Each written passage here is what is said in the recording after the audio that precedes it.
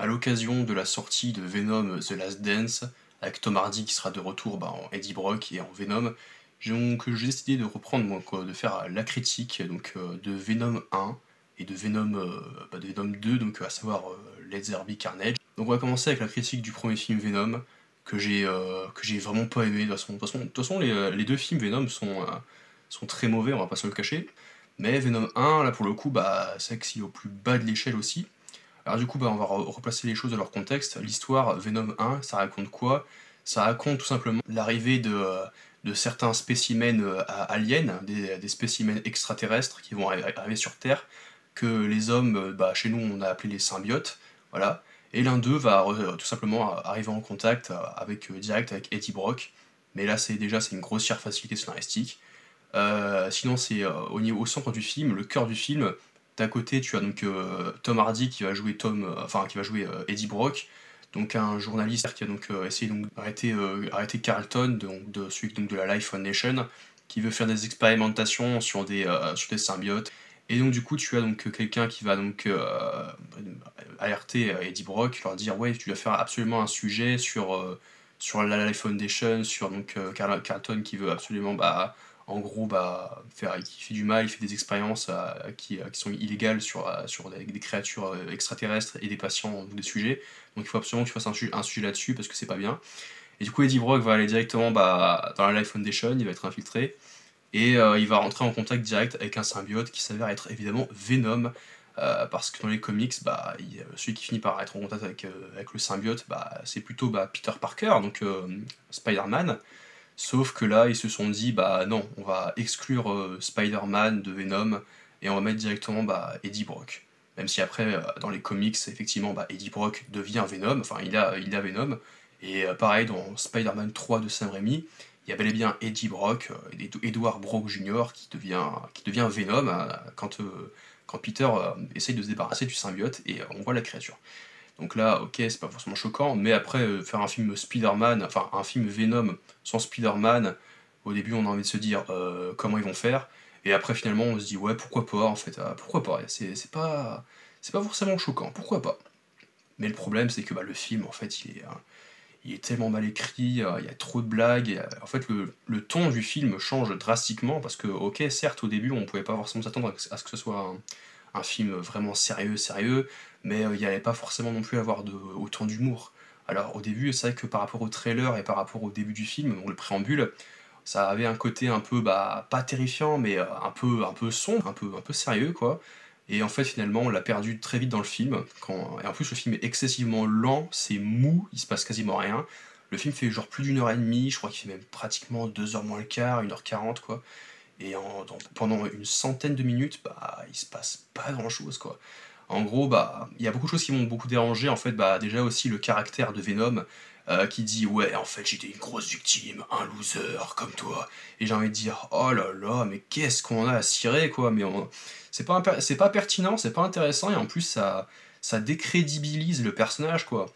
Venom, en fait, c'est censé normalement être un des personnages, un des vilains les plus iconiques de Spider-Man et les plus terrifiants, les plus effrayants de Spider-Man, quoi.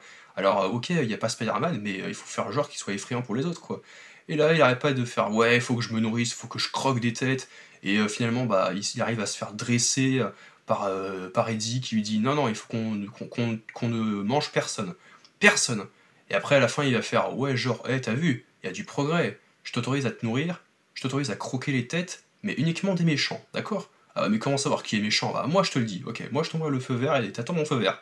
Et c'est son chien, quoi, c'est son caniche, donc c'est vraiment ce côté-là qui m'a un peu dérangé, c'est que vraiment c'est un caniche, quoi, c'est un chien. Venom est un chien, il est dressé par Eddie. Euh, vraiment le côté, c'est vraiment ce côté-là que j'ai pas vraiment apprécié, c'est vraiment le fait qu'on ait décrédibilisé Venom et que ce soit un chien, quoi. Ouais, un chien. D'ailleurs, en plus, c'est rigolo parce qu'à la fin, on voit le caméo de Stan Lee, et puis il promène son chien.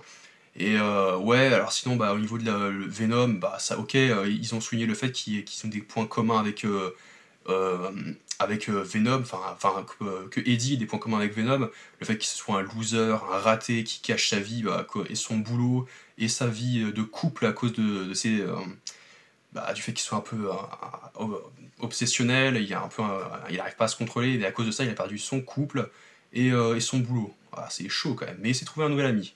Il s'est trouvé un chien, ok. D'ailleurs, en plus, c'est vrai que c'est pas un chien, mais je crois que c'est un chat qu'elle a sa copine.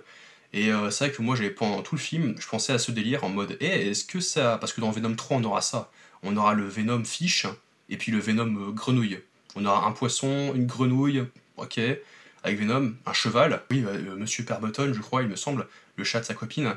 J'avais trop en tête pendant tout le long du film, à chaque fois que je pensais au chat, je pensais qu'il allait avoir un délire à la The Mask avec Jim Carrey, quand le chien Milo de Stanley, il prend le masque, et bah ça devient le délire un peu Tex Avery, genre, donc c'est vraiment Tex Avery, genre le chien il prend le masque, il enfile le masque, et il a une tête de fou avec des dents, les crocs, il a les yeux qui lui sortent de la tête, hein, c'est un personnage de Tex Avery, et je pensais trop à ça pendant tout le long du film avec le chat, Monsieur Perbotton, que Venom, le symbiote, allait s'emparer de lui, de son corps, et que bah il y avoir ça. Au final, non. Bah sinon en fait c'est très nul, c'est très mou parce que ouais même le passage là où il dit j'ai faim, quand il fait j'ai faim. Voilà, la voix qui résonne dans sa tête, c'est un des rares moments du film où j'ai vraiment rigolé, où j'ai fait c'était drôle. Sinon bah c'est mou, c'est lent, c'est Riot qui est le méchant du film, il apparaît très tard dans le film aussi. On sait même pas ce qu'il veut faire, en fait je crois qu'il veut juste ramener tous ses copains sur Terre et pour qu'ils puissent envahir la Terre. Et pour ça, donc il y a l'aide de Carlton, donc de la Life Foundation. Et finalement, en fait, le combat ultra, mais c'est dégueulasse, franchement, il y a des trucs dégueulasses, c'est visqueux de partout, là où les deux se mélangent, en plus avec Venom et Riot. C'est juste, Riot, en fait, c'est juste Venom, mais gris foncé, et il y a juste les yeux qui sont différents. Sinon, c'est exactement le même personnage, c'est vraiment la même corpulence. Après, le fait qu'il soit un peu massif, ok, de par son gabarit, il est un peu effrayant, il est plus stock que l'avait été donc, le Venom de Spider-Man 3 de Sam Raimi, certes, mais, et puis même des comics à ses débuts. Après, je sais pas comment il a évolué, Venom, mais c'est tout, en fait, il est pas... Il me file pas la chair de poule, en fait, il me file pas la chair de poule, il y a juste au début où vraiment ça aurait pu donner les frissons, mais pas des frissons de peur, mais voilà. Sinon, le combat contre le boss avec Riot à la fin, c'est nul. Il perd juste parce qu'il pète le bas de la fusée, et puis du coup, bah, avec Carlton et Riot, il meurt. C'est nul, franchement. Le film, il en a plus rien à faire, il a laissé tomber. Ah là, à ce moment-là, c'est vraiment ChatGPT qui a pris le relais. Les mecs, ils se sont dit, ah là, on va pas se creuser le citron, ou alors si, on va faire un truc nul, et là, les fans de Venom seront contents parce que c'est plus ou moins ça. Mais sinon, quoi, y a rien, quoi. C'est vraiment stupide. La relation aussi, donc là où t'as genre le Venom qui prend le contrôle de son ex, c'est pas drôle, c'est pas. En plus, ça sort de nulle part, quoi. Et puis pareil, c'est ce qu'on avait vu, j'en parlais dans le 2, mais vous vous rendez compte que si jamais Venom décide de quitter le corps de Eddie, à tout moment, il a besoin d'un hôte, d'un corps, que ce soit un chien ou un homme ou une femme. Donc c'est-à-dire sinon c'est une sorte de flaque. C'est une flaque visqueuse qui fait une sorte d'étron noir. C'est tout, c'est juste ça. Et si jamais il ne rencontre pas quelqu'un de compatible avec lui, bah, le sujet meurt, littéralement. c'est ça qui est assez fou. Et non, mais bilan, Venom 1, c'est ni fait ni à faire, c'est acheté à la poubelle, c'est un gros déchet, un gros détron. Bah, après, il y a pire, il y a quand même Venom 2, et puis Morbius et Madame Web. Mais là, est-ce que Kraven sera encore pire? Attention, on verra ça. Mais Venom 3, The Last Dance, attention. Mais non, Venom 1, c'était vraiment moisi, les blagues, c'est nul. En fait c'est moisi pour moi, c'est moisi. Et puis Venom 2, c'est encore pire, c'est vraiment pas bon, vraiment pas bien. Après, encore une fois, au niveau des jeux d'acteurs, ça va plutôt bien, même si Tom Hardy en fait des caisses quand il fait ouais, ouais, je sens bien et tout. T'as l'impression que ça lui monte à la tête, que le sang le monte en cerveau et tout, qu'il a pris du sucre et tout, qu'il fait oula, je l'ai pris une sacrée dose. Ou qu'il a été tout simplement shooté, ou alors qu'il a sniffé de la coke ou je sais pas quoi, mais ils ont fait un peu des caisses, quoi, surtout dans le 2, je crois, il me semble, de ce genre de style-là.